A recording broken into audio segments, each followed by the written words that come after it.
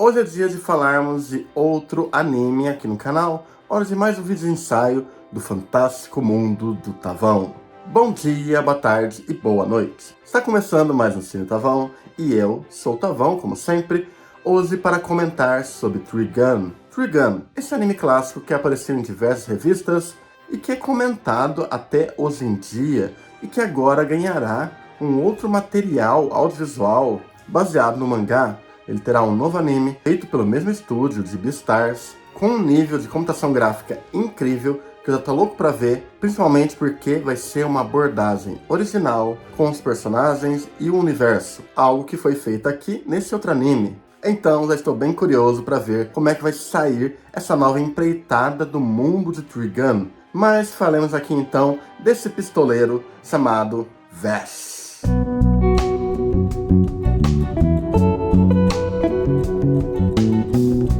Trigun é um mangá de Yasuhiro Naito, lançado em 95 e adaptado em anime em 98. Na trama temos Vash, um pistoleiro que é extremamente temido em uma terra desértica, com uma recompensa de 60 bilhões de dólares duplos e considerado responsável pela destruição completa da cidade de Júlio. Entretanto, Vash, ele é na verdade um pacifista que evita agressão ao máximo e não admite matar em hipótese alguma. No Brasil, ele foi exibido em 2006 na Cartoon Network e entre 2007 e 2008 ele foi exibido na Play TV junto com outros animes. O anime tem direção de Satoshi Nishimura através do estúdio Madhouse. O estúdio é responsável por filmes como Memories, Guerras de Verão, Perfect Blue, além de séries como Sakura Card Captor, Death Note e do remake de 2011 de Hunter x Hunter. E o diretor Nishimura também já trabalhou em projetos como Sailor Moon, Ushio Tora e diversos outros animes de 80 e dos anos 2000. Trigun é um desses casos onde houve diferenças significativas entre a obra original do mangá e a sua adaptação em anime. Novas ideias foram acrescentadas ao anime e ideias do mangá foram deixadas de lado, fazendo ele criar a sua própria narrativa, ainda que se utilize das bases do mangá. Certos eventos foram alterados para anime, sobretudo eventos antes da Grande Queda e o desfecho da história. Afinal, o anime foi produzido 10 anos antes da conclusão do mangá. A história do mangá começa equivalente ao episódio 5 do anime, apesar de alguns personagens e eventos terem sido abordados no mangá de outra forma. No mangá, Knives é quem faz Vash disparar o braço de anjo e fazer um buraco na quinta lua, enquanto no anime, Vash é induzido à distância por Legato. A personagem Tesla, peça-chave da razão de Knives para odiar os humanos, foi excluída do anime, enquanto que no mangá não existe tripulação na nave de comando além de Rain, Vash e Knives. No anime não houve luta direta entre Vash e Legato, e além disso, no mangá, a luta final entre Vash e Knives tomou grandes proporções, com Knives ganhando um enorme poder absorvendo outras usinas, porém no anime a luta se limitou a um clássico duelo de faroeste no meio do deserto. Há outros elementos também que foram adicionados, como um romance entre Wolfwood e Millie, que não aparece no mangá, e também uma sobrevivente da cidade de Júlio, que quer vingar-se de Vash. Fora o braço de anjo, manifestação de Vash Knives, que aparece como uma habilidade inata no mangá, e no anime ela depende de armas forjadas por Knives. Grande parte da violência gráfica acabou sendo amenizada no anime, porém os temas adultos se mantiveram completamente, fazendo com que o anime fosse classificado para maiores de 16 anos aqui no Brasil. O cenário é um ponto importante para essa narrativa, pois se trata de um faroeste, e um bom faroeste sabe usar o clima do deserto como um complemento da sua narrativa e não apenas uma locação de uma história de ação ou drama. É interessante isso porque existe uma certa compreensão aqui que dentro do gênero de faroeste, além do carisma, humor e ação, existe um foco bem específico em vários filmes sobre falar sobre esses indivíduos que vivem no oeste com seus próprios dilemas e também conflitos derivados de viver nesse ambiente perigoso. Nesse mundo, após o naufrágio espacial, foi desenvolvida uma sociedade que sobrevive no ambiente seco graças a resquícios da tecnologia das naves caídas. A água tem que ser retirada de poços, e a eletricidade é produzida por seres orgânicos que haviam sido criados com esse fim específico. Nesse mundo onde a subsistência é difícil, muitos optam pelo crime, e por isso há muitos pistoleiros, ladrões e até mesmo mercadores escravos. E como consequência, há também muitos caçadores recompensa ao redor. Apesar de uma premissa um tanto simples a princípio, Trigun carrega temas pesados, complexos, sobre moralidade e esperança. Trigun trata sobre muitas questões ao longo de sua curta temporada. É um anime de ação e aventura usando-se do faroeste, mas não de maneira vazia. Nesse lugar, Vess é um personagem que constantemente ajuda pessoas de todo tipo, seja aqueles que decaíram na depressão emocional, ou aqueles ameaçados por opressores. Existe, porém, uma certa dificuldade em manter ideais e códigos morais nesse oeste. As tais linhas do certo e errado se misturam com facilidade. Logo, muitos optariam por fazer concessões. Mas não o Vess. Ele perambula por todo o deserto e nunca trai a si mesmo. Algo que o coloca em situações difíceis e, muitas vezes, isso gera debates complexos na série, tanto no paralelo de Knives com Vess ou no paralelo de Vess com Wolfwood. Trigun segue muito uma narrativa de andarilho, contando a história de Vess, um pistoleiro nômade que viaja de cidade em cidade e possui um passado um tanto duvidoso. Toda a cidade pela qual ele passa é totalmente devastada, causando prejuízos enormes, e daí vem seu apelido de tufão humanoide, ou, como é no Brasil, o estouro da boiada. É justamente por todo esse prejuízo que a agência de seguros Bernadelli manda duas de suas agentes, Meryl Strife e Millie Thompson, para Vess e minimizar o estrago que ele sempre faz. Porém, as duas acabam descobrindo que Vess, na verdade, não é tão mal assim como conta sua lenda, e que as cidades são destruídas por motivos diferentes, muitos deles ao acaso. Em pequenas aventuras contadas com esses três personagens, aos poucos nós percebemos que Vess guarda um segredo que aos poucos vai sendo revelado.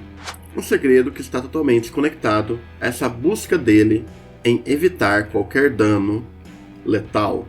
Apesar dele atirar como ninguém, ele é extremamente desastrado e às vezes faz parecer que seu golpe de mestre não passou de um golpe de sorte, sempre levando tudo com humor e com um certo apreço carinhoso por crianças, ao mesmo tempo em que ele é um tanto infame por toda a região. A simples menção do seu nome faz com que muitos se aterrorizem.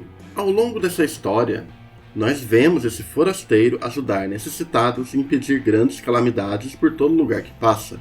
São pequenos contos de faroeste que não apenas brincam com o gênero, mas exploram facetas do herói. E assim, a cada pequena situação, descobrimos mais sobre ele através de suas ações, e a relação com Meryl e Millie se fortalece em cada situação que precisam lidar juntos, tocando a vida de diferentes personagens, criando inimigos e com novos parceiros aderindo à causa de Vess ou ao grupo de personagens, como é o caso de Wolfwood. A direção do anime faz um trabalho muito bem feito aqui em construir tensões e em deslocar essas diferentes reações do personagem indo do drama para a comédia em um segundo. Além disso, essa textura mais clássica de animação acaba dando um charme todo especial, fazendo com que emule perfeitamente a dinâmica de um faroeste, sabendo se utilizar muitas vezes das limitações que existem quando se trabalha com uma animação para a TV, mas usando de tais limitações para construir grandes sequências de ação e também para, aos poucos, criar o suspense e a tensão ao redor de duelos de faroeste. É um tipo de graciosidade na forma como se monta e anima sequências que se perdeu um pouco hoje em dia com todo esse apreço atual com Sakugás e imagens super detalhadas e micro detalhes cheio de luzes, etc. Aqui é a boa e velha montagem com criatividade e construção de conflitos com uma mão extremamente apoiada no gênero de faroeste. É um anime que segue sim uma estrutura de fillers, mas com o propósito de usar desses fillers para ampliar os seus temas, oferecendo assim uma experiência mais rica ao redor do arco de Vess. Inclusive é curioso como mesmo após a trama principal e a verdade por trás de Vess ser revelada, a história dificilmente perde seu aspecto de herói misterioso em cidade desconhecida. E mesmo dentro desse cenário de grande trama, tudo ganha contornos mais dramáticos, trágicos e contemplativos, nunca se tornando uma porradaria de ação sem freios. Afinal, essa história não é sobre ser o mais forte. É a história de um homem lutando por ideais pacifistas e praticando empatia em um mundo que sobreviver exige ignorar tais ideais. Apesar de ter citado muito faroeste aqui, é bom lembrar que essa história é também uma grande ficção científica. Ele utiliza muito do ambiente do faroeste, mas tem muitas bases no sci-fi, seja através de conceitos visuais, de todas essas máquinas que provêm itens para a sobrevivência, como também nas armas e em personagens um tanto ciborgues. Claro que tudo tende a cair cada vez mais em um lado completamente absurdo, ainda que muito mais controlado que outros animes, mas o componente sci-fi está aqui, seja nesses elementos visuais, mas também no debate de vários temas sobre a sociedade e sobre a humanidade. E não tem nada mais ficção científica do que debater a sociedade em que vivemos através de um referencial tecnológico, gerando um cenário específico.